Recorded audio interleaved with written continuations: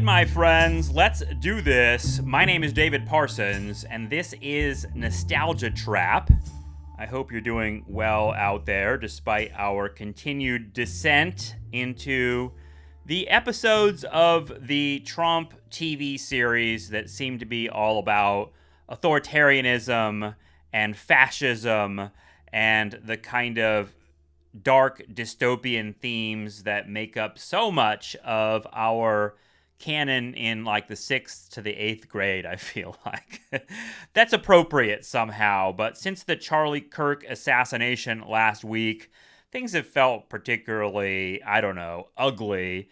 I've been talking about that stuff on the Patreon page. Me and Justin Rogers Cooper have talked quite a bit about the fallout from the Charlie Kirk murder. And what that might mean for the larger political project that the Trump administration is sort of folding that into in very, really nasty ways, quite honestly. So check that out if you're interested. The links are in the episode description, and we appreciate the conversations we're having with subscribers over there. And speaking of sort of paywalled content and having subscribers on things like Patreon and Substack, this conversation that I'm about to present to you is a little bit about that. My guest is Judd Legum. He is a person who's been instrumental, honestly, in that sort of progressive media world. He was a driving force in the creation of ThinkProgress, if anybody remembers ThinkProgress, which I think was a really important website between 2005 and 2019. Since then, he has opened a Substack newsletter that has a ton of subscribers. I'm jealous of his reach, but it's well-deserved because the kind of journalism and writing that's on there is really good and useful, and I think Nostalgia Trap listeners especially will appreciate it. So check out Popular Information. That's the name of his Substack. This was a fun conversation. We talked a little bit about the Charlie Kirk thing, a little bit about the Jimmy Kimmel thing, and kind of, as always, what we do on Nostalgia Trap is try to put that in a little bit of broader historical and political and sometimes economic context. So this was, as always, an eye-opening conversation for me when I talk to guests like this. So I hope you enjoy it. Here is my conversation with Judd Legum.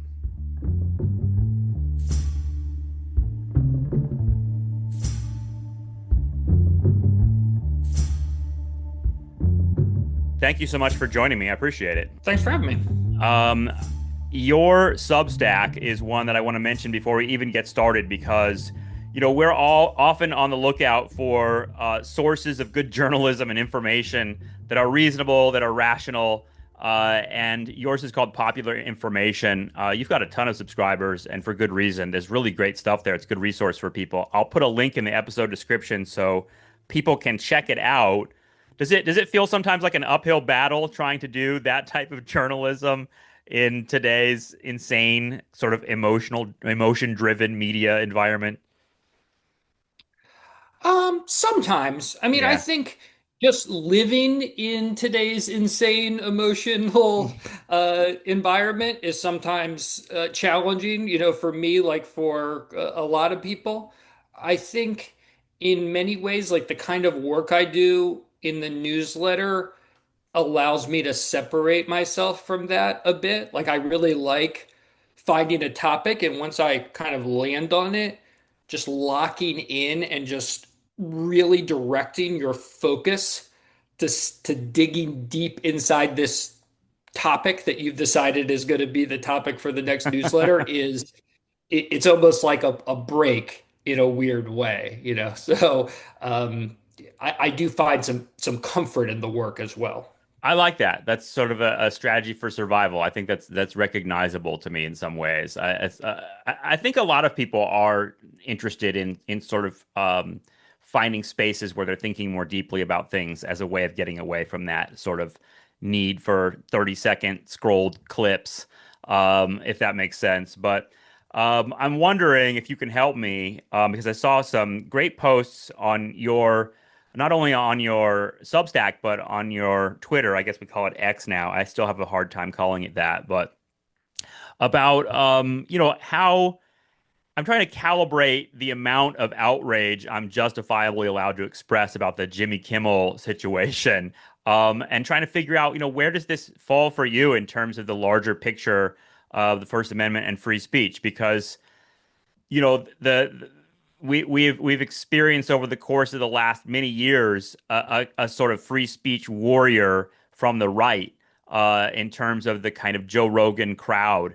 And they are singing a different tune now. And you pointed that out with Dave Portnoy of Barstool Sports, kind of twisting himself in a pretzel to try to justify what's happened with Jimmy Kimmel and lots of other people getting fired for what they posted about Charlie Kirk.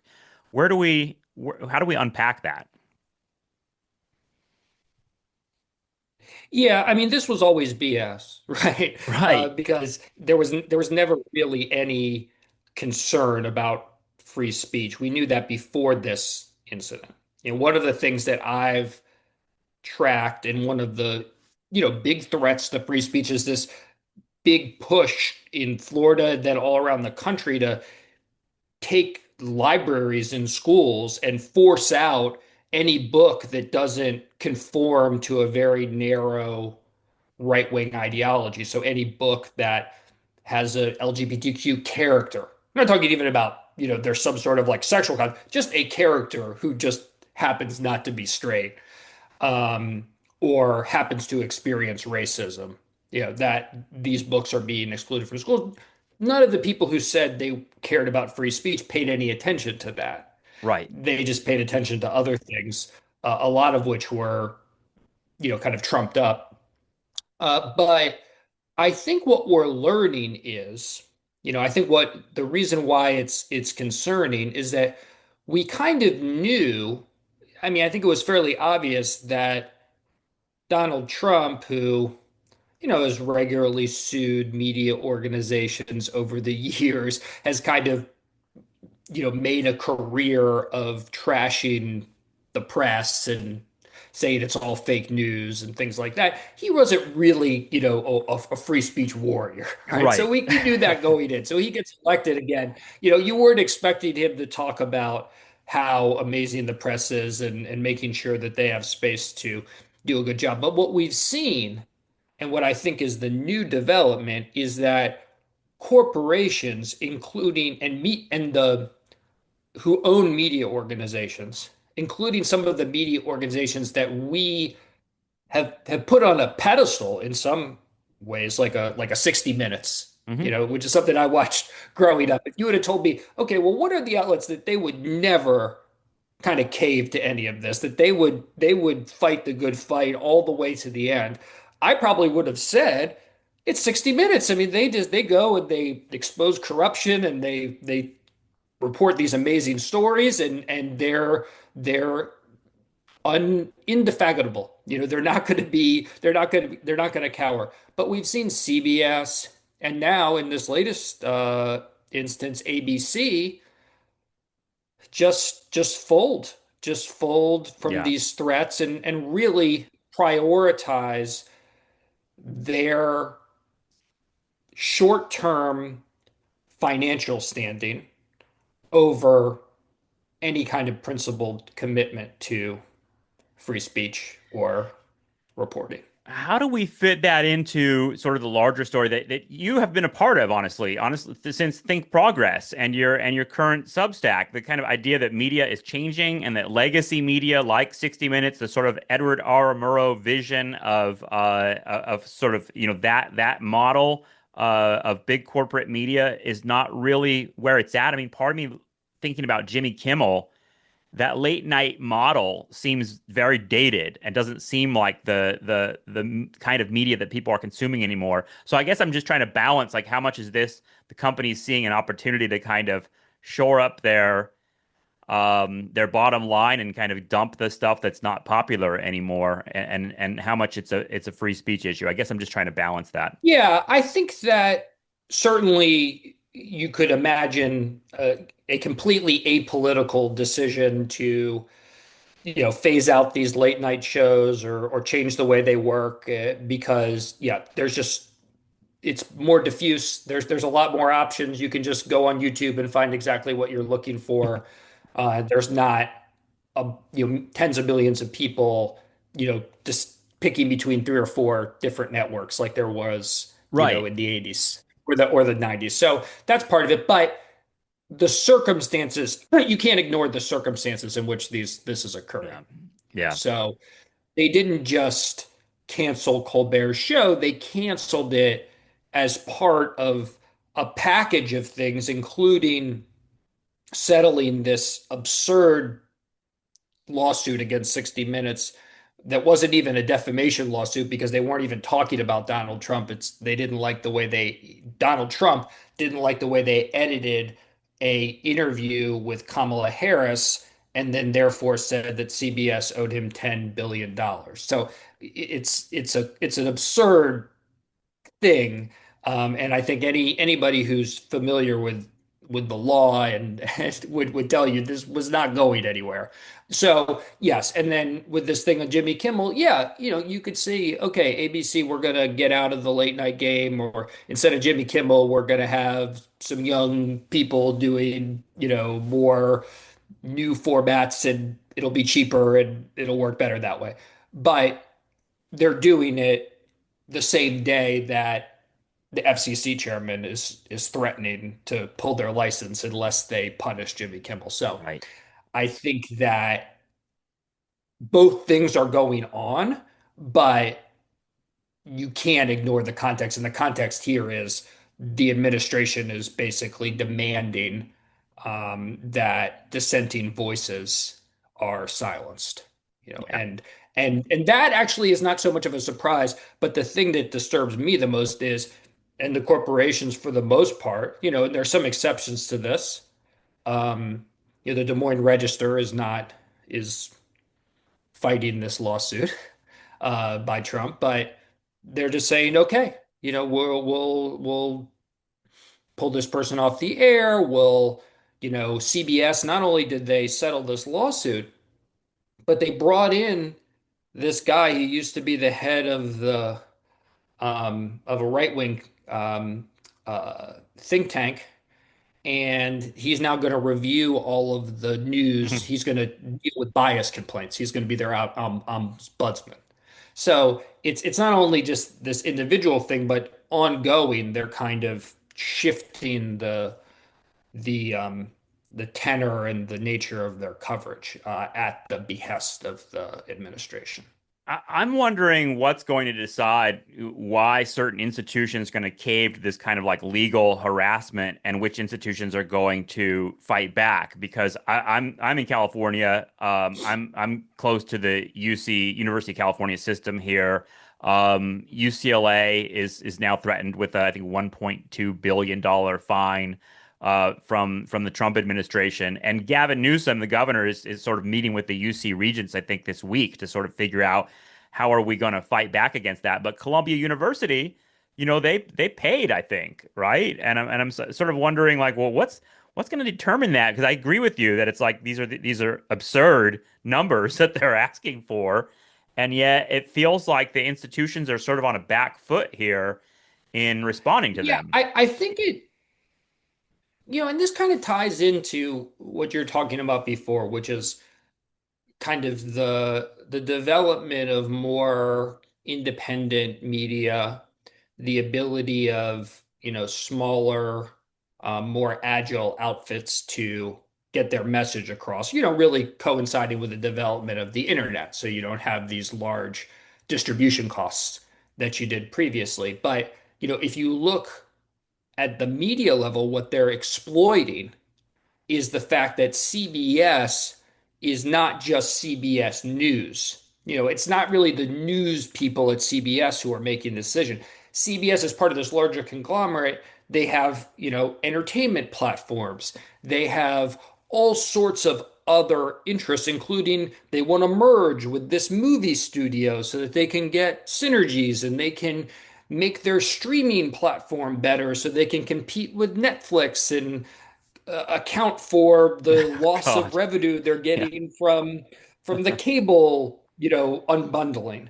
And so they're then much more vulnerable to federal government pressure because they need that approval, and Hmm. ABC the same way. they have a lot of other interests. They've got theme parks. They're operating in Florida.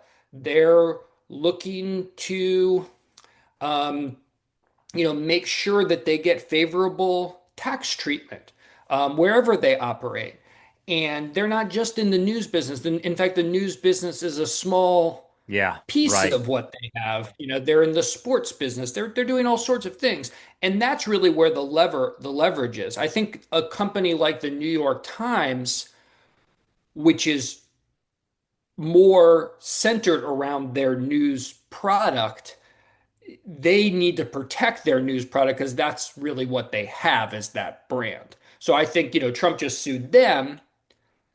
I don't know, and perhaps that we're still just looking for the right leverage point, but they seem to be better positioned to actually fight against this to the end because there doesn't seem to be a point where they're going to say, you know, if you don't settle this lawsuit, we're not going to, they're not looking to, as far as I know, like merge with someone else that would need approval and things like that. And then I think taking a step back from that, the smaller independent media, although there are disadvantages because a lot of times we don't have like a team of lawyers behind us, to help Hmm. us through and navigate these situations. But at the same time, this is all we do. So we we don't have this horse trading situation that's been going on. Yeah. And I think that's a positive. So I think, one of the things that people who care about news are going to need to do when they think about, well, what kind of places do we want to support and read and rely on is look for places, could be big or small, but that have this a degree of independence from these larger pressures. That, I mean, that's been it seems like a constant theme of this new media moment. I know we've lived through a number of cycles of quote unquote new media moments, but it seems like that independence, that feeling of like no one can buy me. I mean, even Bernie Sanders sort of built that into his appeal in some way. Was it like I can't be bought, right? How much of that it makes me wonder, sort of like at what point will we be writing like did they came for the Substackers. They came for the Patreon podcasters.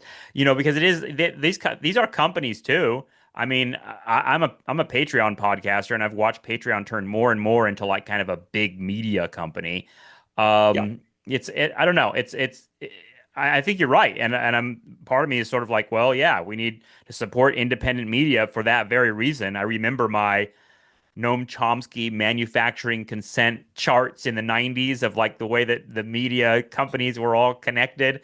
And I remember the spirit of that warning from him and others was that like, look, exactly that. Like these are conglomerates that don't really have, they're not really answerable to anything but their shareholders, and they don't really have feel a responsibility to the public to give, good journalism that builds a good society. That's not their interests at all. Um, I don't know. It seems like a different moment now. Yeah. And I think that's one thing that's, is frustrating to me somewhat as somebody who values independence is that it's hard to operate in the world and be truly independent. It's almost impossible. You're on Patreon, I'm on Substack. These companies have their interests. They've got investors. There's big money behind them. I started a Substack in 2018. It wasn't quite like that in 2018. It was a little more independent, but it's evolved over the years. But even if I didn't do Substack, even if I had the hours and hours and hours to sort of create my, be in charge of my own technology and, I would still need to, be working with Amazon to host the thing and find some other company to send them out. You can't build these things from scratch. Yeah. It's just not possible. Um, and so I think you just have to do one, you have to do the best you can to maintain your independence, meaning that, and I think that probably the same goes for, a podcast that's on Patreon or whatever, is that you've got that relationship, but you could also, if need be, pick up pick up your, pull out your stakes and go someplace else if Yeah. it turned out to be untenable. And then also be willing to make decisions that don't necessarily advance your, financial interests all the time. Yeah. And I think that, the combination of those two things, that it's difficult because of this at the same time, it's like this is my job. This is what I got to make this work, right? Because otherwise, I don't get to write the newsletter the next day. Mm-hmm. Mm-hmm. So it's a balance, but I think you need to maintain that because you don't want to be in a situation where you find yourself compromised, especially in times like this, Yeah. uh, because you don't. You're right. I mean, it could. It's there is no safe place. It seems that way. Yeah. I mean, I think that balance is a really tricky one, and one that will become more apparent as we move through this. But I think a lot about the sort of the radicals and anti-war movement of the 1960s and 70s. They were doing underground newspapers. They had their own media networks, but they came to this contradiction in often really brutal ways in that era where they were trying to balance their need to actually have some resources and have some and make money because they thought of themselves as Marxists and anti-capitalists and all those sorts of things. At the same time, they were trying to get their message out during a time where you needed mimeograph machines, you needed networks, you needed to actually do this in like on the ground. And that contradiction, they didn't really resolve that. That's probably why I'm interested in that era because it seems like we're not necessarily repeating exactly that sort of ideological branch of it, but it does feel like at this moment there is a need to sort of find safe spaces, if that makes sense. And how you do that within this media environment seems tricky. Yeah, I mean, to me, the financial underpinnings of what you're doing is really essential to putting yourself in a place where you can feel a degree of freedom and independence. And when I was setting out, when I left ThinkProgress and was setting out to create this, I thought a lot about, well, how do I set this up? What's my game plan? And one of the things, because ThinkProgress was part of a, broader, it was housed within the Center for American Progress, a big Hmm. progressive think tank. And so over the years, I knew, I'm not knew them like they're my best friends, but I knew of, people who are in these progressive circles who fund things. So Hmm. one strategy could have been I could have tried to do the best. I don't know if this would have worked, but I could have tried to go to people and be like, "Hey, I'm starting this new thing. Do you want to support it? Will you give me $100,000 or whatever to get me started on this?" But I didn't want to do that because then you become beholden to those folks, Yeah. not only to their, you know, whatever they think is important to write about or talk about, but also just their interest level. Are they still interested in this project or not? Mm-hmm. And so that's what it was really attracted to the Substack model. Was like, okay, we're going to go and get individual people, thousands of individual people to donate small amounts of money or subscribe for small amounts of money. And that structure actually does create some resiliency because even if I piss off 50 people, it's Yeah. okay. Yeah. You know? And I do piss off people. There are, I do sometimes write things and I get people who are paid subscribers who don't like it. And some people are like, and I'm unsubscribing. And I mean, that's not a fun, even one person, it's not fun to get because you're like, oh, well, you used to like me and now you don't. That kind of stinks. But it's not based on any one person. It's based on this group of folks. And as long as I don't completely drop the ball, these folks are gonna, over the years have proven they'll stay with me, Yeah. for the most part. I mean, people drop off, people come on, but there's some consistency there. And that's in not only is that important and continuing to build that is important because if I have those resources now, okay, I can afford um, liability insurance. I can Mm-hmm. have errors and omissions insurance. That gives me a you know, some security in taking on tough topics. I can invest in the kind of databases and other resources. You know, when I started off, I kind of had to just do have nothing. You know, I didn't have all the stuff I was used to having, I didn't have. And then over the years, because I've been able to build that up, I've been able to get those back, you know, and ultimately even more stuff as I've gone through it. So I think as much as I'm not, you don't do this kind of stuff because you want to, because you're looking for, some sort of financial windfall or something like that. Mm.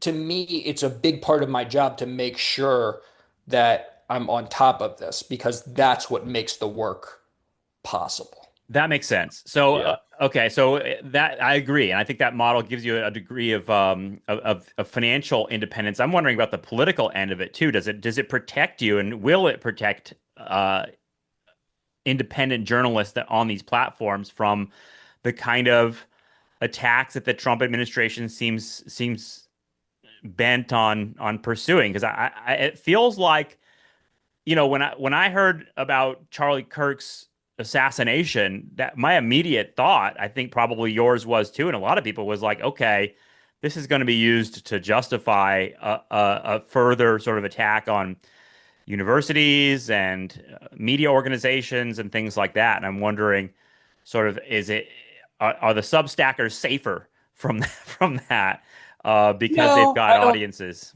I don't think so. I don't think so. I mean, maybe there's safety in numbers. It's hard to sue everyone at once. Right. But yeah, I mean, if I'm sued for $10 billion, that's going to be an issue, and I think most people would probably say that, even if it is a frivolous lawsuit, and I actually I had an interview on in the newsletter this week with David Einright, who's a deputy investigative editor for the New York Times. He wrote a really good book, Murder: The Truth. Came out in March, and it's about the legal threats to press freedom. Mm. And one of the big points in the book, and he kind of talked about it in this interview too, was it's not just the law, like the law is under threat, but it still remains pretty robust as far as protections. It has to be, you have to essentially, if you make an innocent mistake, that shouldn't be enough. And that's really what I hang my hat on. I'm going to check things. I'm going to contact, get requests for comment out. So I'm doing my best to get the facts straight. And if I make a mistake, that should be okay under the Mm. current system. Hmm. But he talks about how even with that, just the back and forth, just the threats, the letters you get, and I have gotten these letters from lawyers, and telling you, demanding that you do X, Y, and Z, and if not, they're going to sue you. That has a big influence on coverage. A lot of places, especially places that don't have lawyers on staff like the New York Times, and so Well, it that's creates an atmosphere of fear that they yeah, don't even need to sue you. Like you're just afraid to say anything or address this topic. I mean, yeah, I started a '90s music podcast a couple months ago in part because I was like, That's a topic that I won't get sued over, or it seems safe to talk about stuff that's not politics, if that makes sense." yeah, Yeah. yeah. Yeah, I think that's right. And I just do my best to kind of not think about that. I mean, I started a newsletter. I've since expanded it a little bit, but I started a newsletter in February just on Elon Musk. So that's probably not what you want Nice. to do if you are don't want to get sued. It's like probably the last thing you would do.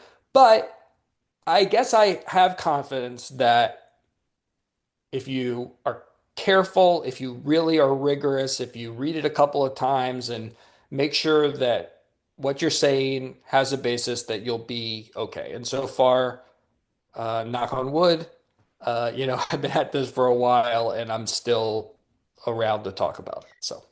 Does it feel more dangerous to be on social media? Because you guys on Popular Information had a piece just a couple days ago about all the people getting fired. I know Jimmy Kimmel's getting a lot of attention, but there are people that are just, Apple Store employees and public school teachers who, get on social media, and they encourage this on the platform to sort of shoot from the hip and say what you feel, and they're getting fired for just saying things about the Charlie Kirk assassination, some of them more egregious than others, but it feels like that's a dangerous space in some ways, especially for people that don't have access to lawyers and power and things like that. Yeah. I mean, especially, yeah, if you're not even thinking about it, I do think it's dangerous for most folks. Um, I don't have a because Twitter account anymore, in part because I for years Twitter was a place where you could just really go nuts with talking politics, and people. I remember some high profile cases of people like losing their jobs over particularly reckless tweets. And I feel like I don't have the discipline because I go on there when I'm pissed, and it is a rage machine in some ways, and it almost feels like a trap, you yeah, know, to I, yeah. as someone who really loved social media and actually thought it did a lot of good because, when I first started doing this work in the early 2000s, um, there was just a much smaller group of people that could have any influence over the conversation. Yeah. That's what got me interested in blogs because it kind of helped. That was the first kind of democratization of who had a voice and disrupting that power center. There used to be Mark Halperin, sort of the now disgraced, used to work for ABC, but I guess was sexually harassing people. Now is sort of like a right-wing pundit because they were the ones who would have him. But anyway, he used to have a newsletter called The Note, and he used to talk about the Gang of 500 because there were like 500 people with a voice, right? Mm. And so I loved it, and I was there from the beginning. Blogs were sort of the first kind of pseudo social media, and then when Twitter started and things like that. But I don't enjoy it anymore, to be honest with you. Oh, It's no. you know none of the platforms really are enjoyable, and I use them because I'm it's part of the business. I'm trying to get I'm proud of the work that I do. I'm trying to get the work out to a larger audience, and those are ways to bring people in who aren't already subscribed. But mostly now I'm using it just to like promote, my piece of the day. Yeah. And then occasionally I put some other stuff on there, but it's not like, it wasn't like it was. I used to be on there all the time and I found it a valuable place to learn about stuff. I don't I don't find that anymore. That That's moment not has that's not passed. that's not how I operate. It's sort of more out of necessity and a lot of days I just post something on, the newsletter that I put out that morning and then I get started on my next one and then I'm not back on social media again until the next morning. I think more and more people will be approaching it that way. I think more and more people understand how poisonous it is just from not only from reading stories about the poison and watching documentaries like Antisocial Network and The Social Dilemma and a bunch of them on Netflix that sort of explain why social media is a problem. I think it's also just people's lived experience of it. I've talked to a lot of people who were, huge Twitter people, Instagram people, etc., who are now like saying, I got to pull back from it just because of the way they feel. Like in other words, they're experiencing the mental illness that comes from this stuff, and they're sort of checking out. So I think you're onto something there. I mean, I wanted to ask you, we started talking about with the right's hypocrisy, and I know that calling out hypocrisy isn't really going to do anything, but I'm wondering sort of about this group like Zuckerberg and Elon Musk, who they sort of started out you know, I mean, Elon Musk bought Twitter in part to deregulate it and let it free, and like be a free speech space. And Zuckerberg followed suit in sort of deregulating Meta and Facebook and Instagram. And now it seems like they kind of want to go back and regulate certain speech from the left. And it seems like they're caught in a little bit of a contradiction ideologically there. I'm wondering how they'll square that. or if they don't Well, care about squaring it at all. I think for Zuckerberg, right? Let's take them one at a time. I mean, I Yeah. think for Zuckerberg, I don't think he has any political ideology. No. So Yeah. he's He was an gone so Obama many guy for a different, while. Yep. yeah, he's gone so many different directions. I mean, this is somebody who, and this gets forgotten about, he created an entire organization just based on the idea that we need to treat immigrants in the United States better. It's called Forward US. We need comprehensive immigration reform. We need to, do right by the DACA kids. That was his big push, and then he goes from that to just embracing Trump, who's in the middle of the biggest crackdown on immigrants in, I'm not going to say in history, but in a long time, In right? our lifetimes, I think. Yeah. Yeah. And so I don't think you could really find much ideological consistency. I'm sure if, Trump, eventually will leave office and, maybe there's somebody who is less, authoritarian in on these matters and on different issues, I'm sure you'll see another evolution. Um, Mm, Musk, I think, I think it's a really good example of somebody who because you have success and insight in certain areas, doesn't really mean that it's going to apply to other areas. So I just don't think his views on politics and free speech are make much sense or mm. have much grounding in anything real. If he took the same approach to building rockets, I don't think they would get off the ground. You know, Right. Right. um, so that's a big, I think that's a big sort of larger issue is Yeah. that, we have these people who've amassed all of this wealth that gives them the ability to be so influential across basically any domain that they want, Mm. but it doesn't mean they have anything constructive to add to those domains. Yeah, it just feels like there's mixed messages coming from the right, not just those figures, but to see so many Republican Congress men and women essentially saying, the left and liberals shouldn't be able to say these things or even make jokes. It sort of seems like that is a contradiction that they might not be able to square to the constituents even because their constituents are ones that seem like they do value free speech. Isn't that isn't the First Amendment like the most valued by Americans still? Yeah, I mean, we'll see how this plays out. There's a broader disconnect, and I think you're probably right that I think I'm not sure, but I think if you probably took a poll and asked people, well, what do you think of, getting rid of Jimmy Kimmel because he said some things that the Republicans didn't like about Charlie Kirk, or he made fun of Trump's reaction to Trump. I don't think that would poll pretty, kicking him off the air would poll that well. But at the same time, Trump doesn't poll that well. Right. He's pretty unpopular, but he has a grip over the Republicans in Congress all the way including they will essentially vote to take away their own power. Mm, Like they just passed this rule saying that well now they're not going to be able to have any say on tariffs through like 2026. Um, and the same thing with, the Epstein files, once Trump says those right. are off limits.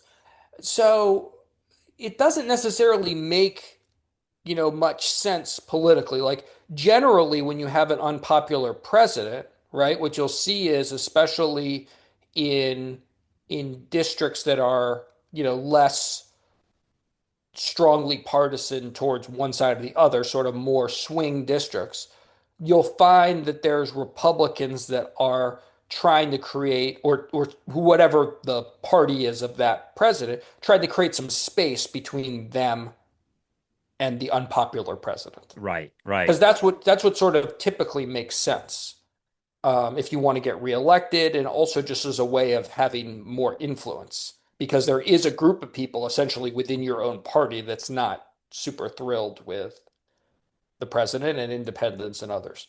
But you haven't really seen that. I mean, you know, even the folks like, Lisa Murkowski or Susan Collins or whatever, whoever are the most liberal, Republicans in the Senate, it's very rare that they're doing anything um, that impacts the agenda. And usually they'll like sort of take turns such that one of them might do something on one issue, the other might do something on another issue, but it never actually adds up to anything Right. conveniently Right. because they're switching back and forth. You know what's flipping me out right now is sort of thinking about how anyone mounts any kind of substantive resistance to what Trump is doing when, the right conflates left and liberals, right? It's just all one group of crazy purple-haired, trans-loving sort of psychos to them in their stereotypical imagination. But the left and liberals sort of have been at each other's throats, especially for the last 10 years since the ascendance of Bernie and the Bernie bro thing. Do you remember all of this bitterness between the sort of like Sure. establishment Democratic liberals, Democratic Party liberals and a left that seems more vocal and powerful online, maybe? Where does that sit with you in terms of thinking about how the left or progressive people, whatever umbrella you want to put them under, how we sort of mount any kind of defense against what's happening? Um, I know you might not have the answer to that, but yeah, I don't have, I yeah, don't, yeah. if I had the answer, I probably would be doing something else other than But it seems like the participating in this podcast left with and you. liberals are But, split, and that seems but, important. Yeah. but I think the first step to mounting a defense is, I mean, there's a couple of things. One is you need political power, and then the second thing is you need to execute it, right? Hmm. So the Democrats have very limited power and very limited leverage, right? I think things like public protests and things like that are very important. They help create the dynamic in which future elections will occur. They help send signals to politicians as to where they're going to find public support. So those are important, but I don't think they're not going to influence Trump. He doesn't care. You Right. know, Well, they're he, red meat for or his base, yeah, and and also he'll just believe that they're, paid for by yeah, George Soros or totally. whatever. But look, the Democrats had a opportunity several months back because Republicans need their votes to pass a budget. So they could have held the line and demanded something, anything. They did not. They were sort of pretending like they would, but then at the last minute they didn't. So when you're not exercising the power you have, that's that's the ball game right there. Now we're headed towards in a couple of weeks another opportunity. Hmm. Now it sounds like they might um Chuck Schumer might hold the line this time.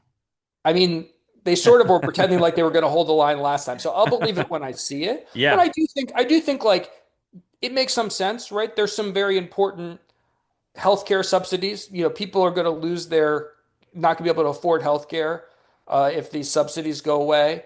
And they're saying you've got to keep those in there or we're not going to support a budget. You could imagine maybe being a little more expansive with your demands to kind of not only maybe you'll get them, but also to highlight the importance of these issues and to put them in the center of a real dispute, especially if you believe that you do have the high ground. So we'll see. So we'll see that. Ultimately, I think the Democrats are going to need, or someone's going to need a little more political power. Yeah. Maybe control of the House, control of the Senate. Then it's up to the population at large to communicate to that group that does have power what they would like to see them do, Yeah. right? Yeah. Because they're, you know, a lot of politicians, right, that have their fingers to the wind, right? So that's where the larger populace comes in, is they determine the direction of the wind, or can determine the direction of the wind. So I don't think there's any easy answers, but you can see the path out which is accumulation of more power until ultimately you collect enough power that you can begin to unwind a lot of the damage that has been done over the last 9 months or so. Yeah, and Probably will take quite a while, but I don't I'm not a I try to be realistic, but I try not to be fatalistic about it. Because one mm-hmm. thing I've seen in politics is that generally people believe that whatever the current political dynamics are, that they're going to stay that way. And I'm not very good at predictions, but the one thing I just know from kind of just observing this for a while is that I don't know which way it's going to go, but generally it does not stay the same. Right. Yes. Generally it tacks one way or the other. It wasn't so long ago where the theory in the Republican Party, as exemplified by George W. Bush and all of the sort of powerful consultants and other, powerful senators, was that in order to remain relevant as a party, we need to be more inclusive and have a gentler and more inclusive approach to immigration and also people of different Oh, races. You wow. know, Yeah, what a different that era was, that was. yeah. And I'm not saying that all of that was necessarily held completely sincerely, but that was the party line. Yeah, I And remember then, people saying that, like, well, the demographics in America are going to change so much, and that there will be such a explosion of especially Latino people in this country that the Democrats are going to win everything because they'll never vote for Republicans because Republicans are yeah, so anti-immigration and so often openly racist. But it seems like that's been proven wrong too. yeah. So it shifts. So it shifts. And in Ay, ay, ay. between that, you have the election of Barack. In between this dramatic shift, you have the election of Barack Obama, which kind of wasn't something I think most people anticipated either. Not that he was some sort of far left candidate, but I think at least from in some ways it was. I mean, he was the first black president, so Yeah, that's drove something. people nuts.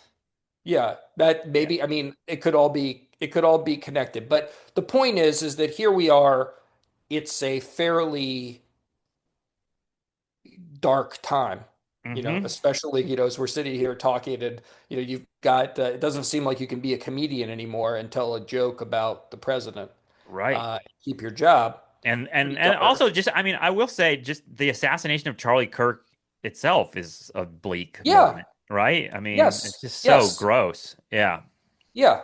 I mean, I, you don't want to see people get assassinated. It doesn't matter whether you agree with their politics or not, It's right? not healthy. I don't want to see anyone get assassinated.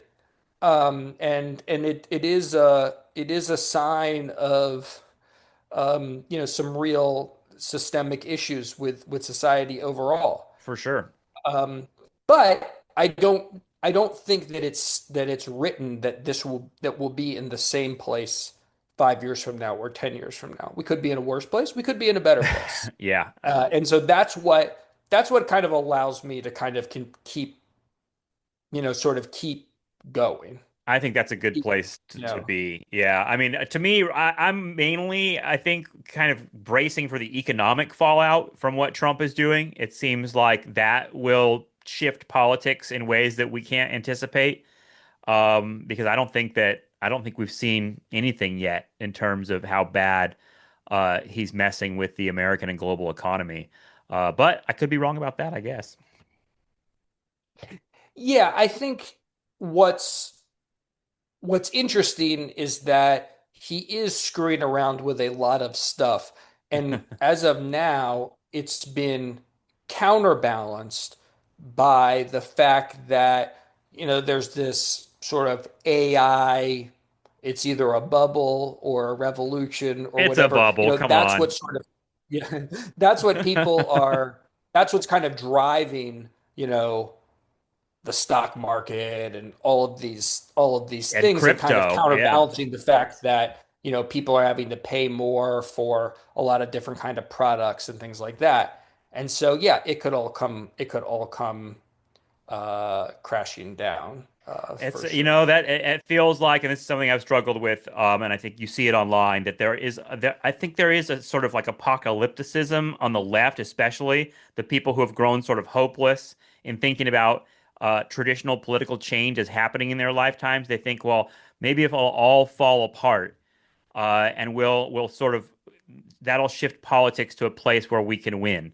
And I'm like, that's a really that's a dark place to be to me. And it also is quite a wager to think that the left would all of a sudden take over in the ashes of everything falling apart. It doesn't necessarily go that way. Yeah. Yeah, there's always that fight, right? And you see Hmm. it playing out right now. Like there's a bunch of people who are saying, well, the point of, what Trump shows you is that, Democrats need to go back to the center and, we can't talk about people who, we have to get off of these LGBTQ stuff. You've got to, stop talking about climate change. And these are the same, these arguments have been made for decades. Yeah. That's why Al Gore didn't talk about climate change when he was running against Bush because he had consultants who told them that that wasn't the thing to talk about, That's right? amazing. Yeah. So we've always heard this. So it's not, and then there's other people who are saying, hey, what Trump shows is that if you just speak you kind of speak your mind, say what you think, that people will connect with that. And I do think that there's like a real like whatever you want to say about Trump, he's not poll tested, Mm. right? Yeah. Like people Right. don't, it's not like they take these, you know, kind of, that you say, okay, well, we're going to revoke Rosie O'Donnell's citizenship. They didn't poll test that before he decided that was going to be the issue he's going to talk about for I love three that days, that's so right? cartoonish and that's like a real thing. Yeah. Yeah. So I do think that people like connect with that. Like, hey, this guy's telling me what he thinks, and there's a push and pull on the other side of do we need to embrace more of that?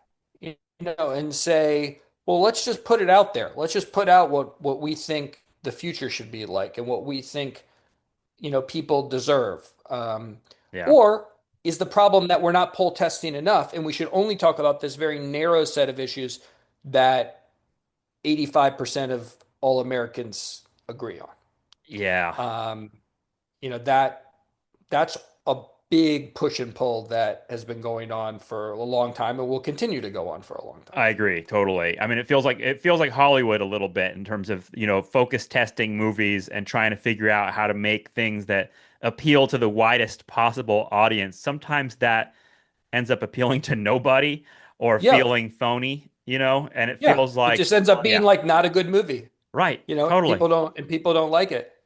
Um, and I think that's part of what's happening. Like people don't really love the Democratic movie. And if you want to think about Barack Obama, it's sort of like I don't know if the policies were really any different than the ones that came before or after, but it's kind of like a movie with the same script, but you have a really good lead for that movie I who love is this. I really love this. who, This is who this is is really who is really charismatic, and all of a sudden people are like, "Yeah, I'm into that. Like that was good stuff. Like let's see the sequel."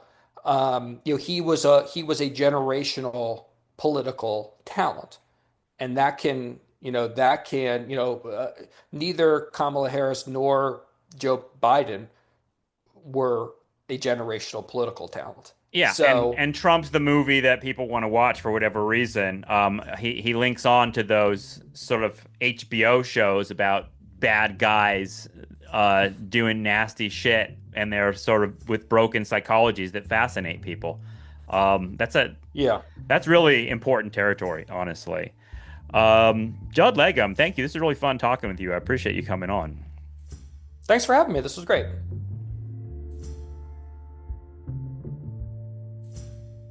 All right, folks, I think that's going to do it for Nostalgia Trap this week. I want to thank my guest, Judd Legum, for a super fun conversation. Go check out Popular Information. It is worth your time. There's some really great journalism on there, and it's a great resource if you're just trying to figure out what is actually going on.